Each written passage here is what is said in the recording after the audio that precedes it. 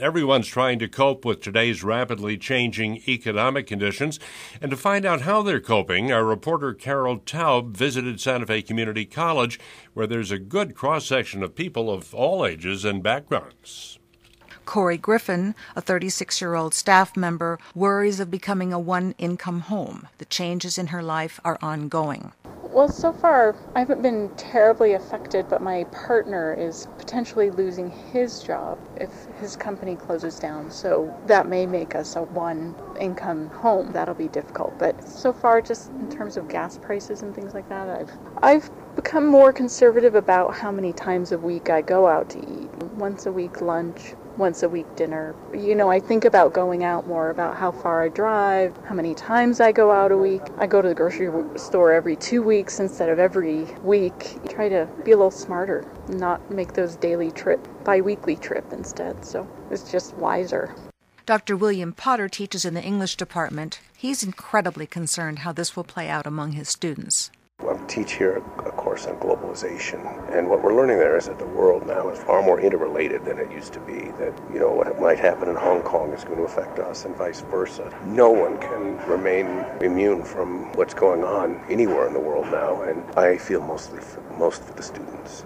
When I see young people whose lives are more or less constrained now by virtue of what, out there can happen, it's very heartbreaking. Jolie Von Onden is a student at the college who's already accustomed to eating at McDonald's and the like. My husband has been looking for a job and hasn't been able to find one because every place he's applying for is on a freeze. I'm already a low-income family. I think we were cutting back before it happened, so it's hasn't been that big of a shock for us. Thomas Kiefsick, a visitor at the college, is in the automobile business, and his income has been cut in half. He's gotten rid of bad habits, buys needs instead of wants, cuts the lights, and rarely goes to the movies. A little bit scared for the country, but not angry. And this experience he sees as a learning tool. It's an adjustment in life, and you just have to adjust and try to make your way through it. Because I've learned a lot to hold on to my money. But I am concerned for our country because there's a lot of people out there that don't have jobs. I feel blessed that I do have a job. I trust that things will be okay in our country. We have a new regime, and we'll see what happens. Thomas Herrera has been a student for 2 years and is supported by financial aid and work study. He's thoughtful and extremely conservative, has become a keen shopper, and knows ways of curbing himself from splurging and at the same time keeping a smile. By thinking rather than reacting, he maintains his optimism. I don't do much. I go home, sleep, take care of my boy, get what he needs, and that's about it.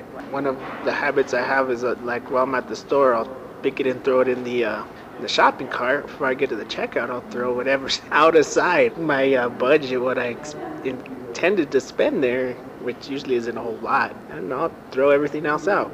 My studies is on the economy.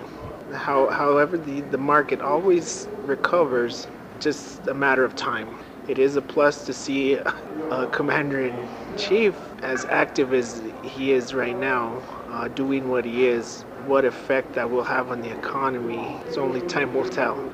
And without a doubt, security for Thomas Herrera's child is first and foremost. I'm always going to be there. I know how to work with my hands. I could survive off the land if I wanted to. If it came down to that, I would have no problem feeding him, putting shelter over him, keeping him warm. We're far better off than a lot of other countries. I'm Carol Taub, KSFR 101.1 News.